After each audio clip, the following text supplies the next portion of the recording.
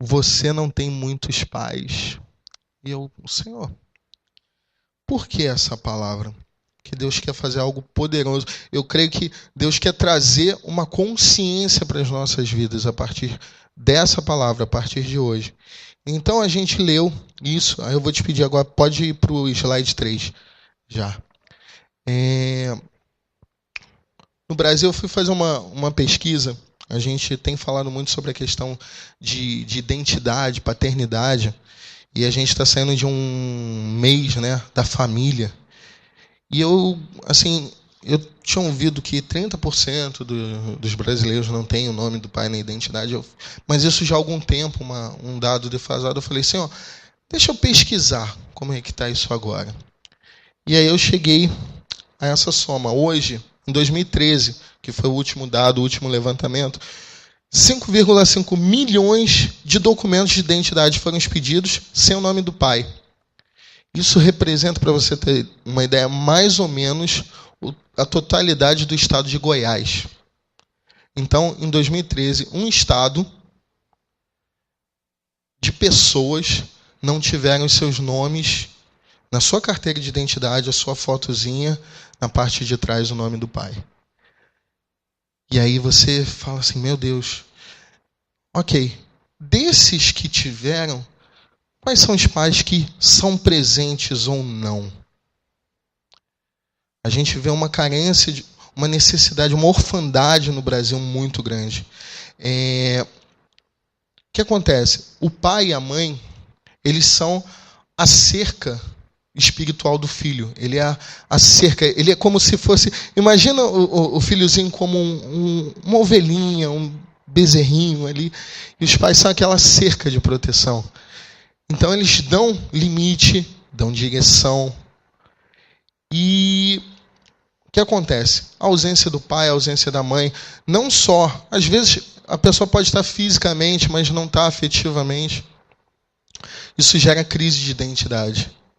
Então, a gente tem visto um aumento vertiginoso de relações homoafetivas, além de famílias totalmente desastrosas. Inclusive, você vê até casais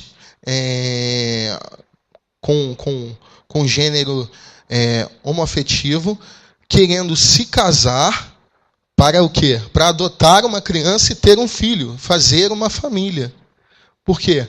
Muitas vezes aquela formação familiar não houve, foi totalmente desestruturada, não houve uma presença de um pai muito real, ou não houve uma presença de uma mãe, ou então a mãe apanhava, então, para eu ser igual a essa mulher, eu não vou ser, eu vou bater primeiro.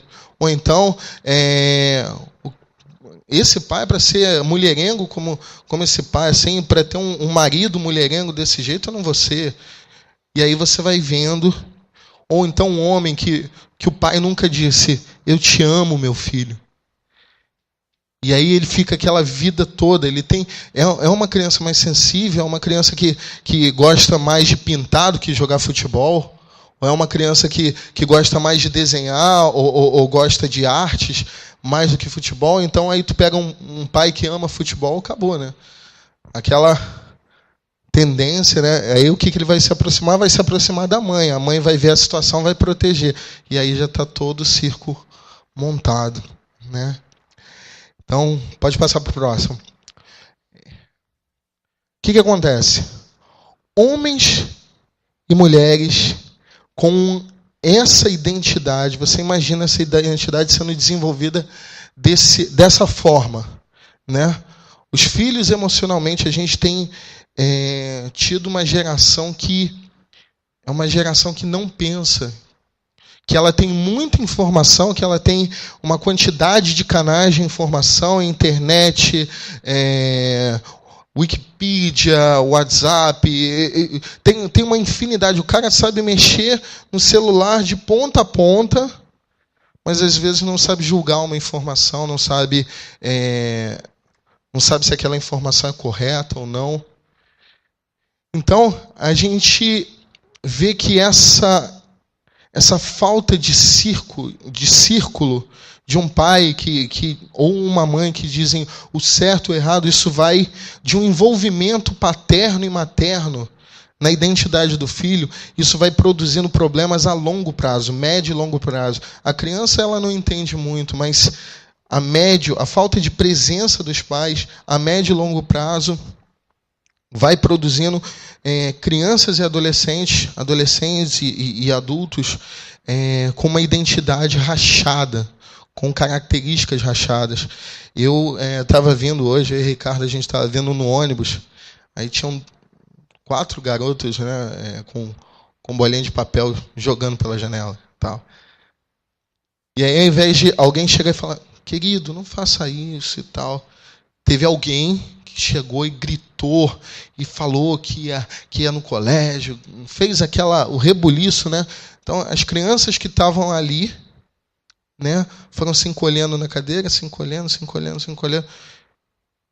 Ninguém em nenhum momento chegou naquela criança e falou, amiguinho, não faz isso, isso pode gerar algum acidente. Não, já foi na marretada, já foi... Não, o que até o Christian fala, né? Chamou na ideia primeiro. Não, já foi na marretada, já deu bronca, já criou aquele rebuliço todo. E se os pais não fazem, né? A sociedade, né? O Estado ele vai fazer. Então, o Estado vai punir. Então, aquela criança que não teve um acompanhamento... Quantas vezes... Pode levantar a mão. Quantas vezes você já viu criança em torno de 10 anos, acima de meia-noite, fora de casa sozinha? Passando pela rua. Diversas. Aí qual a primeira frase que vem na sua mente? Cadê o pai? Cadê a mãe dessa criança? Então, o que acontece? Isso se torna um fardo para a sociedade, porque se a criança ela não foi criada com limites, com amor, com zelo, quem vai ter que punir e quem vai ter que educar essa criança com mais de 18 anos é o pai, o Estado. Ele não vai ser muito carinhoso. Pode passar para o próximo. O Brasil, nos últimos 30 anos, depois de gozar uma liberdade pós-ditadura,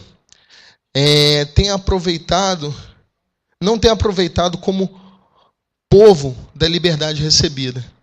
Quer dizer, a gente passou 30 anos, né, a ditadura, início ali da década de 60, 80, até 83, 84, não, até 87 foi o período da ditadura, então eu vivenciei um pouco isso, Viviane também, as diretas, não, 84 nós vivemos isso, questão dos presidentes, das diretas e tal. E o que a nossa sociedade ela evoluiu com isso? A gente tem criado pessoas livres demais, pessoas sem cuidado.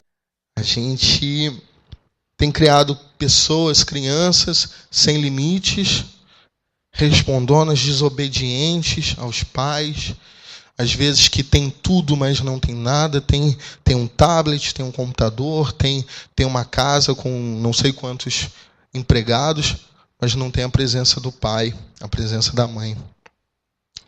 E o que acontece com isso? Os direitos eles estão se tornando mais prioritários que os deveres. Só que direitos e deveres são coisas iguais. Você tem direitos e você tem deveres. E a honestidade, ela está se tornando um artigo de luxo. Hoje você vê na televisão uma reportagem dizendo que o cara devolveu uma mala de 50 mil reais e você vê isso numa reportagem de TV. Só que eu aprendi na minha infância que devolver o que não é seu, você não faz mais que a obrigação. Aí tu, não, mas tal. Por quê? Porque os valores eles estão se invertendo. Pode passar. Palavras têm perdido as suas características. Hoje, roubar se tornou fraude. A palavra mentir se tornou se equivocar. A palavra adultério se tornou... Não, teve um caso. Quer dizer, a gente tem amenizado as palavras, a gente tem amenizado a realidade. Só que quando a gente ameniza a realidade, a gente não tem consciência do perdão. A palavra pecado, ela se tornou uma palavra suja, uma palavra desconsiderado, uma palavra para o canto. A gente hoje fala assim, atrasei 5 minutos. Cara, tu já atrasou, são 5 minutos. Essas palavras se tornaram palavras... Perdi a hora, o pastor Lino que gosta dessa, né? Perdi a hora, né? Se atrasar, perdeu... Obrigado, João. A palavra perdi a hora. Então, essas palavras perderam a característica. Por quê? Eu acredito que muito disso está ligado à falta do pai e à falta da mãe. A falta de paternidade. Como eu falei, o Estado pune, né? Por que isso tem acontecido? A gente vê lá em Mateus 24, 12. E por multiplicar a iniquidade, o amor de muitos esfriará. Interessante que quando eu estava estudando essa passagem, veio isso no meu coração. O amor de muitos, mas a Bíblia fala de muitos, não fala de todos. Quer dizer, existe uma solução. Existe uma solução. Sabe qual é a solução? Sabe qual é a solução? Nossa sociedade precisa de paz. Nós, como igreja, nós temos nos colocado muito na posição de filhos. Nós somos filhos amados, a Bíblia nos chama de filhos, a Bíblia nos chama de preciosos, de amados, mas filhos para Deus. Então, às vezes, em muitas situações, a gente se coloca numa posição de filho precioso, de filho amado, e isso não é errado. Mas se a gente se colocar 100% numa posição de filho e não se colocar numa posição de pai, a gente vai ter uma maternidade dentro da igreja. De filhos com necessidades, de filhos com situações para resolver, de filhos com chupetinha. Só que a Bíblia, até tem uma outra passagem que eu estou lembrando agora, Paulo diz que a gente... uma das igrejas, ela não podia suportar alimento sólido, porque ainda era bebê, tomava leite. Mas que o nosso alvo, o nosso objetivo é comer o alimento sólido. Nós somos chamados por Deus para sermos pais espirituais, homens e mulheres que possam dizer que existe um caminho de amor reto, puro e santo. Aí chega aquela pessoa do teu lado, lá no trabalho. Perdão a palavra que eu vou usar. Aquela patricinha do teu lado. Eu vou olhar e tal, aquela unha rosa, choque. E aí você, né, ô crente, né? A moça, não, essa aí tá demais. E aí chega do teu lado. Fiquei a noite inteira, fui pra balada, não sei o quê. Tal, fiquei, beijei, tal, peguei sapinho e tal, não sei o quê. E você lá, né? Ui, né? Meu Deus, deixa eu sair de perto. Não. É uma princesa. Ela é uma princesa de Jesus que precisa saber o que é ser uma princesa. E você, mulher, sabe. Você está conhecendo seu marido, seu noivo. Você sabe o que é ser uma princesa. E aí no seu coração, porque isso tudo não é falado, isso está lá no coração. Poxa, essa aí é chata, eu não quero ficar perto. E aí tu vai se afastando. Aí no MDA você chega, não, porque eu estou cheio de problema e tal, não sei o quê. Uma coisa que eu tenho aprendido, assim, a gente se preocupar mais com as coisas de Deus do que com as nossas. Deus vai cuidando das nossas. Só vai vendo milagre acontecendo. Gente, quantas e quantas famílias, quantas e quantas gerações, quantas e quantas casas, enquanto a gente está lá em casa com a nossa esposa, ou com o nosso marido, ou com os nossos filhos, do outro lado, na porta do lado, a 2 portas na frente, está quebrando pau, está panela voando, o outro está lá traindo, a outra está lá traindo, está quebrando pau, e eles estão em vez de se separar. Aquela princesa, aquele príncipe, aquele homem todo ferido internamente, e a gente está lá. A gente está lá. Então,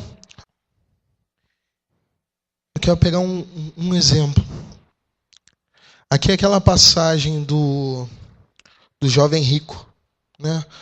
O jovem rico chegou para Jesus. Jesus, o que eu posso fazer, meu bom homem? O que eu posso fazer para herdar a vida eterna? Ele, por que tu me chama de bom? Se bom é Deus, né? Ele chegou numa postura de mestre, né? De um líder religioso. Jesus na hora respondeu como um líder religioso, né? Quem me chama de bom? Bom é Deus. Já não defrauda, não tem roubado, tem honrado seus pais, tem feito isso, tem feito aquilo e tal. Ele, tenho feito tudo isso desde que eu sou pequeno, eu tenho aprendido. Só que Jesus, contemplando isso que eu acredito que ele tenha tido uma boa educação paterna, materna, mas Jesus contemplando o amor e disse-lhe, uma coisa te falta, vai e vende tudo que tens e dá aos pobres, e terá um tesouro no céu, e vem e segue-me. E aí a Bíblia fala que o servo se entristeceu, se machucou, e saiu dali. Aquele homem se machucou, aquele homem cheio de posses, se machucou e se afastou. E aí Jesus alcançou o coração dele. Quantos corações a gente tem alcançado? Quantos corações de verdade a gente tem amado? Quantas vezes a gente tem desejado tanto ser filho que às vezes se esquece de ser pai? A gente tem vivido uma sociedade que não tem pais nem mães. Não tem pessoas que cuidam. E aí você chega, você está no seu dia de trabalho, você está ou em alguma atividade, você está nos seus afazeres, ou até em algum momento de alegria, de passeio. E aí você conhece aquela família que tem aquele adolescente problemático, né? Aquele adolescente cheio de problema, né? Ninguém aguenta, né? Chama de aborrecente, não chama de adolescente, né? Porque aborrece. E aí você não quer gastar um minuto com a vida dele. Não tem pai, às vezes. Ou às vezes não tem mãe. Às vezes está revoltado por um monte de coisa. E a gente não gasta um tempo, a gente não ama. Olha só, Paulo. Olha só. Logo aquele capítulo que a gente estava lendo inicialmente, Paulo diz assim, logo depois, quando ele fala assim, sede meus imitadores. Por essa causa, por causa daquilo, que vocês não têm paz e tal, por essa causa, eu vos mandei Timóteo, que é o quê? Meu filho amado e fiel no Senhor, o qual vos lembrará os meus caminhos em Cristo, como por toda parte ensino em cada igreja.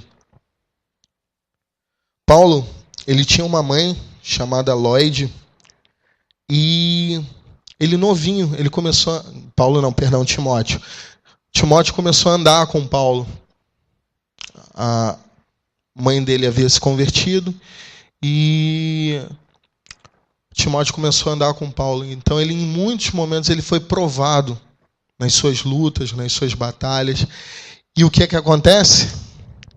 Ele se torna um homem de Deus, um homem cheio do Espírito Santo, cheio da presença de Deus, um homem que talvez estivesse fadado a uma vida, talvez de plantio, de fazer tenda, uma vida talvez onde, porque existia, gente, isso, de bater na sua esposa, ter uma vida destruída, não tinha pai, a mãe era viúva, e ele poderia ter vivido uma vida muito complicada, mas ele teve um pai, que era Paulo. Existem passagens da Bíblia que dizem até assim, Paulo, eu te recomendo que, naquela época não existia elixir paregórico, né? Então, eu te recomendo que você tome uma tacinha de vinho por causa da tua enfermidade, por causa daquele problema de estômago que você tem. O nível de zelo pelo seu filho espiritual, Timóteo. Isso é lindo demais. Eu quero te mostrar como uma vida, ela faz diferença. Uma vida, olha só, a gente não tem noção. Às vezes você não está fazendo nada demais, às vezes você está emprestando seu ouvido para alguém, mas simplesmente você está se preocupando de verdade com essa pessoa. Você não sabe o impacto que isso gera na vida daquela pessoa. Vou mostrar alguns exemplos agora de como isso acontece. O nome desse rapaz aí é Michael Jeremy Ower. Esse cara, ele nasceu numa família onde a mãe tinha 12 filhos.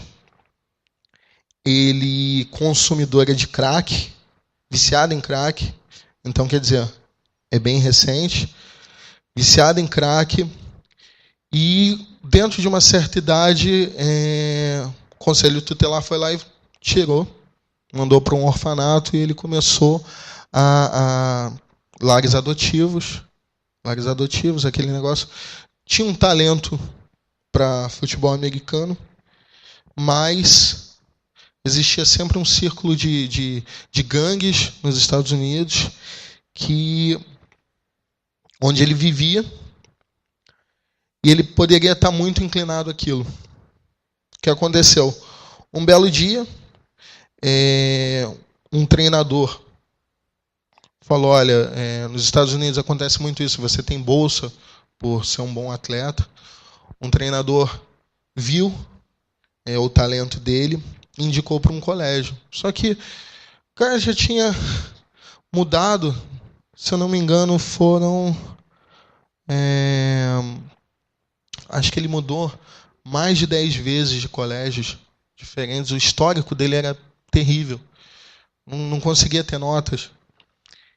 E aconteceu que um belo dia, no lar adotivo que ele estava, o homem falou assim, olha, não dá mais para você ficar aqui.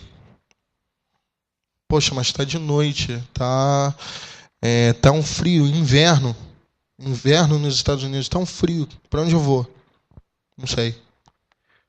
Saquinho de roupa, uma muda de roupa.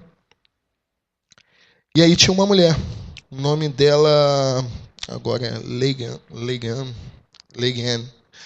perdão a pronúncia. E ele andando pelo frio, não sabendo para onde ir. Ela já tinha visto ele no colégio do filho. Falou, para onde você está indo e tal? Ele, não sei, não minta para mim. Ele, não sei. Ele, então você vai para minha casa. E levou aquele rapaz negro, gigante, para a casa dele, para a casa dela. E a partir daquele momento começou a cuidar. Ele se tornou, ela adotou ele. E hoje, isso algumas histórias que eu vou citar aqui já são até de filmes, né? Quem assistiu esse filme, ele é baseado em fatos reais. Ele se tornou um jogador. A mãe investiu em educação, adotou a vida dele. Essa é a mãe dele. Assumiu, encarou um monte de gente que falava, não, você está cuidando de um homem negro, gigante. E a sua família, ela tinha uma filha e outro rapazinho. E aí ela adotou. E hoje ele joga no Tennessee Titans. É um jogador muito bom. E a história dele é marcada. Enquanto isso, amigos dele morreram no tráfico, amigos dele, a história dele foi mudada.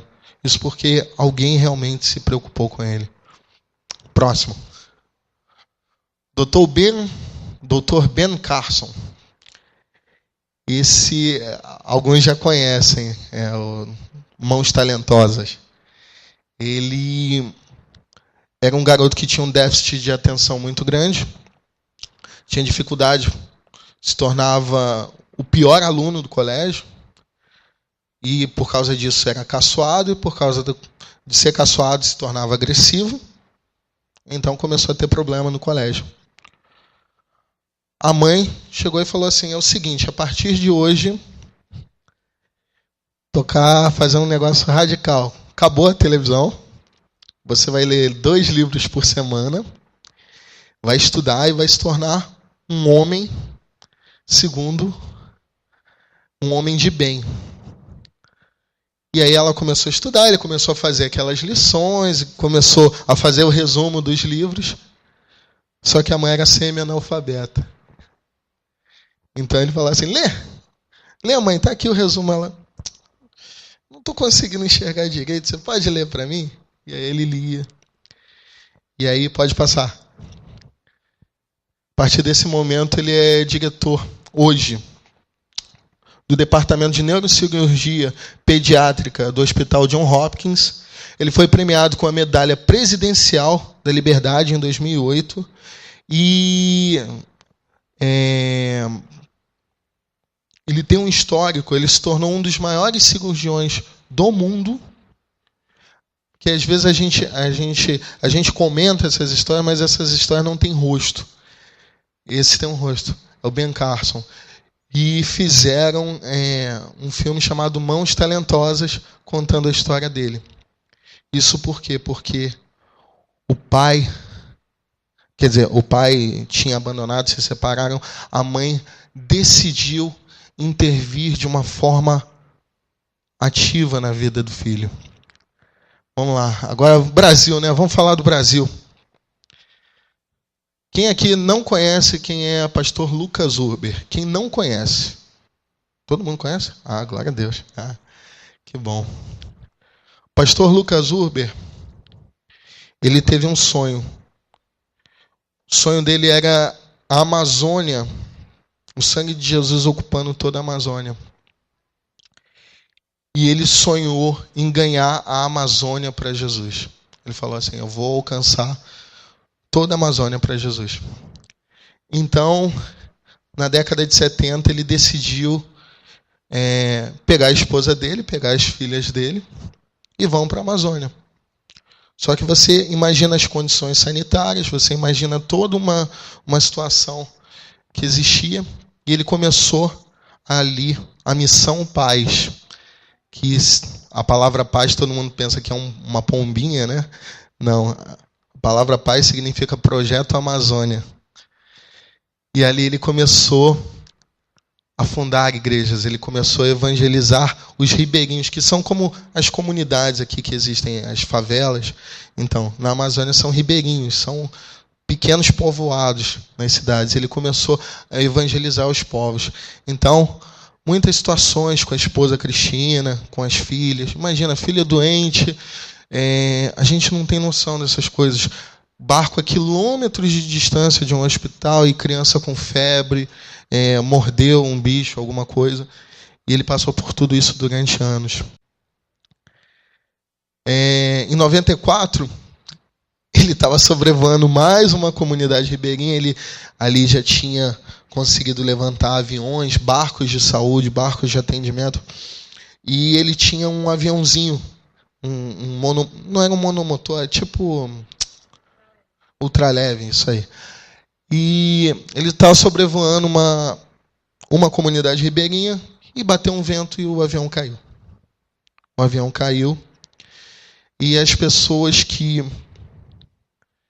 oraram para ele ressuscitar, aquela história toda, ele morreu fazendo a obra de Deus. E as pessoas que falaram assim: não, essa semente do pastor Lucas eu vou ter que continuar. Eu já recebi muito. E hoje, só em Santarém eu puxei hoje do site as informações. São 7.632 células. Se cada célula dessa tiver 10 pessoas, são 76 mil pessoas que só em Santarém foram alcançadas através da vida do pastor Lucas Urber.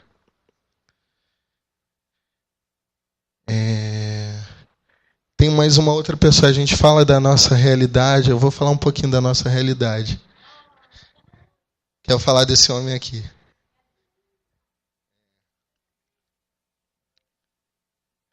A gente às vezes não tem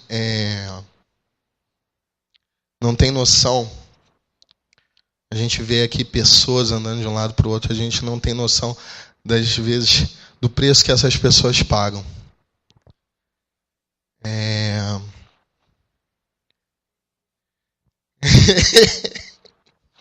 Quebrou, cara. Deixa ele lá.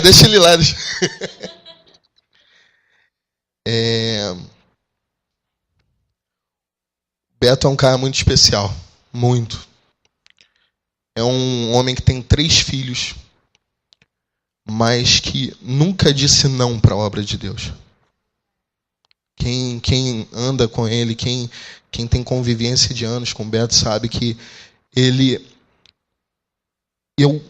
Eu posso dizer assim, eu nunca vi o Beto dizer não para algo que Deus falou assim. Nunca mesmo. Sempre disse sim, sempre pagou o preço.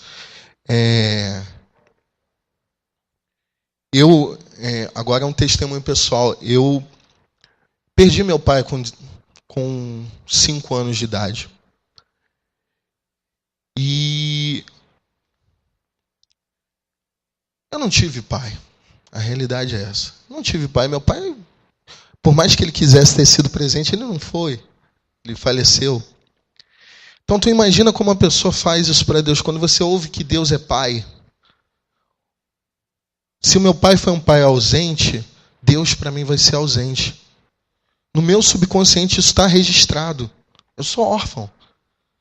Vem no coração isso. Então, se a gente está falando de Brasil, uma sociedade que ela não tem pais, que não tem pais nem mães presentes, como que ela vai se relacionar com Deus? E durante alguns anos o Beto discipulou minha vida, cuidou da minha vida. E eu falei que um dia eu ia poder honrar a vida dele. E teve um dia muito especial. A gente estava num culto. E nesse culto, o pastor ele ministrava sobre abençoar a vida dos seus filhos. E naquele dia, eu lá com os meus 18 anos, né, sem barba ainda, né? 18, 19, acho um pouquinho mais, né? O Beto me pegou e falou assim, você é meu filho, vou te levar lá na frente. Beto com seus 20. E ele me levou lá na frente, ele me abençoou como filho. Ele falou, eu te faço a partir de hoje um homem. E eu te abençoo como um homem. Você é um homem de Deus. Você pode prosperar agora. Você pode prosperar como um homem de Deus. E eu nunca tinha ouvido aquilo. E eu recebi aquilo. E hoje eu tô casadão, assim, né? Com a mulher mais linda do meu universo. E minha atual esposa, né? Não, eu tô brincando. Eu sou casado uma vez só. Tô brincando. E o Beto, ele tem 3 filhos, Pedro, Tiago e João, que caminham no Senhor. Uma esposa dedicada, foi canal de cura e transformação para a minha vida, já pagou muito preço. Se hoje o pessoal de Campo Grande está aqui, é porque o Beto tem uma parcela muito grande nessa participação. Não estou querendo chegar a seu galardão, não, Beto, porque está lá em cima, está guardado. E eu quero falar uma coisa. Às vezes a gente não vê, mas existem pessoas que pagam um preço muito grande. Quando eu vi a Ju falando da Evelyn, da Sinara, ela sabe o preço que elas pagaram. Ela sabe. Eu lembro da Ju grávida, contando ali a história. E esse aí é o pastorzão. Precioso. Magrinho, ó, essa primeira foto aí, ó. Magrinho, sem barba, coisa... Eu só cortei o short que estava meio estranho. Aquele shortinho terrível da década de 90. 90? Não, 2000. Década de 2000. E esse homem aí, ele, que eu falo com muito respeito, ele me convidou para a casa dele. num período de vida em que você procura referenciais, que você procura pessoas que se vestem de alguma forma, que têm características que você possa imitar, porque você não tem pai, lembrando, que você possa imitar. Esse homem, ele chegou, ele me falou muitas coisas que eu não queria ouvir, mas que foram cura para a minha vida. E hoje eu estou aqui. Então, foi um homem que hoje está com 4 filhos. Tinha 2 com febre. E às vezes virava à noite comigo. Os irmãos daquela época, né? Christian, Pastolino. Tudo lá na casa dele, cheio de problemas, cheio de zica. Né? Pastor Lucas, que a gente falou anteriormente. Pastor Genildo. Hoje os grandes pastores, Pastor Geraldo. Ele, não, vem para minha casa, fica aqui, dorme aqui. Chamou para a casa dele. Os caras falaram, não, a gente não presta mesmo, vamos comer a comida toda da casa. Terminou o culto, pastor Lucas volta para casa, volta a família dele. Quando chega em casa, despensa toda vazia, tudo zerado. Aí ele olha assim, meu Deus, e agora? Agora eles vão botar a gente para a rua, né? Poxa, eles estavam com fome. Será que eles querem mais? Vamos lá na rua comprar mais alguma coisa para eles. Constrangeu a ponto de no dia seguinte eles correrem. Tudo adolescente, viciado. Juntaram dinheiro para comprar pelo menos o queijinho da pastora Ângela, que era irmã do pastor Lucas. E hoje são os grandes pastores. Pastor de 60 mil, 70 mil vidas debaixo dele. Eles começaram assim, ó. Então, eu acho que acabou. Vou pedir para você abaixar sua cabeça agora. Abaixe sua cabeça. Feche seus olhos. Vamos orar nesse momento. Eu quero te fazer uma pergunta, meu irmão. Quem é aquele que está do seu lado? Quem é aquele que você pode cuidar como filho?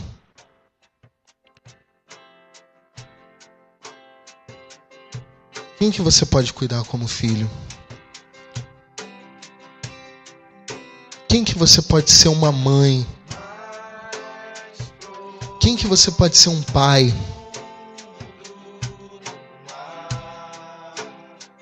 Eu te garanto, aquele que é cuidado vai ser grato pelo resto da vida por você. Se não for, a tua recompensa está no céu. A tua recompensa está no céu. Qual o legado que você vai deixar quando você sair dessa terra? Quando você partir daqui? Qual o legado que você vai deixar? Qual o legado de família?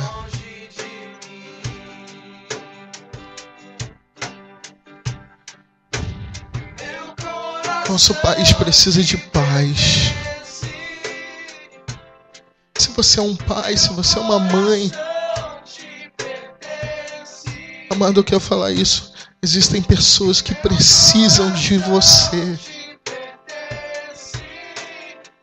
Existem vidas que precisam de você. Você vai fazer a diferença na história de outras pessoas.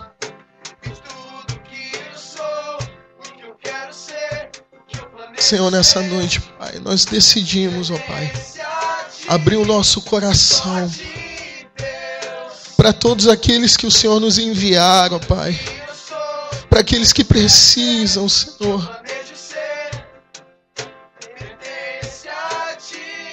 Abrimos o nosso coração para o Teu Espírito operar através das nossas vidas.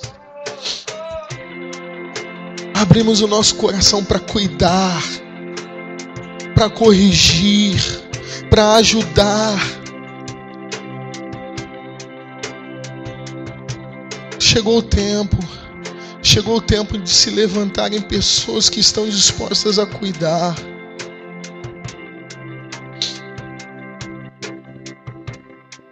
Se torne o pai de alguém, se torne a mãe de alguém, se torne Se torne, porque isso vai fazer diferença.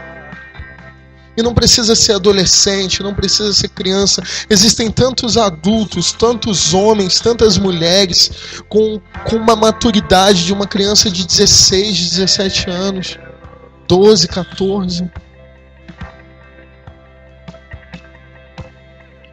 Leve essas pessoas a transformar a sua vida, a transformar uma vida que estava destinada a um abismo. Se Jesus não tivesse entrado na minha vida, eu não estaria nesse lugar hoje.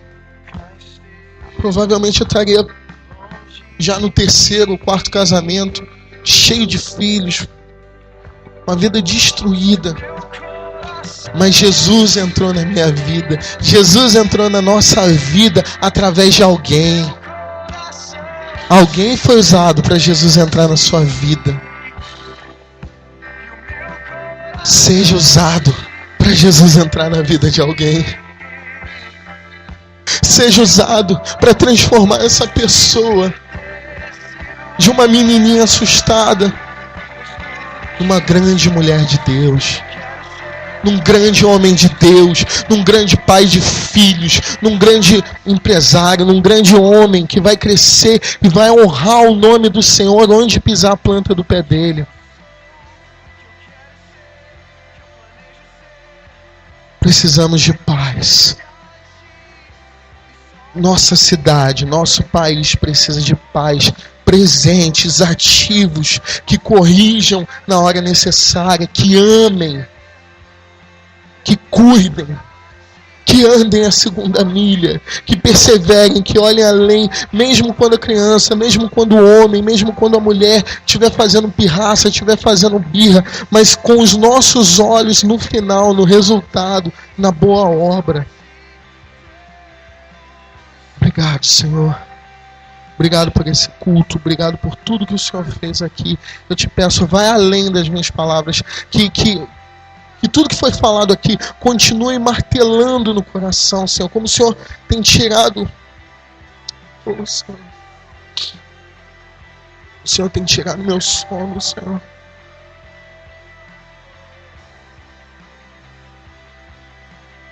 Quem se importa? Se você é filho ainda, continue crescendo e vá se tornando um pai. Se você já é pai, não negligencie esse privilégio. Se torne paz na sua casa, na sua empresa, no seu trabalho. Existem filhos clamando por paz. Em nome de Jesus. Amém.